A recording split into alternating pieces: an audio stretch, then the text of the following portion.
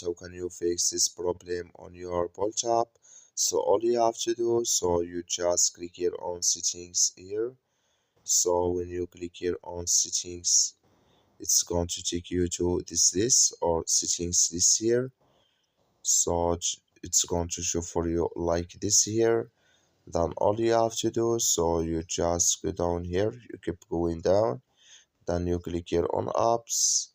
So then it's going to take you, when you click on apps, it's going to take you to apps list here, and here you're looking for Bolt app, or just click here on search.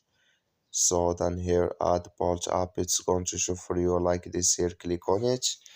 So then it's going to take you to this list here. Then all you have to do, just click on force stop, then you click here on OK, then you go down, just click here on storage, come to storage list here, just click here on clear cache. Then all you have to do now, so you just turn off your Wi-Fi and turn on it again, then it's going to work with you. That's all you have to do. Thank you for watching. Don't forget to support us by like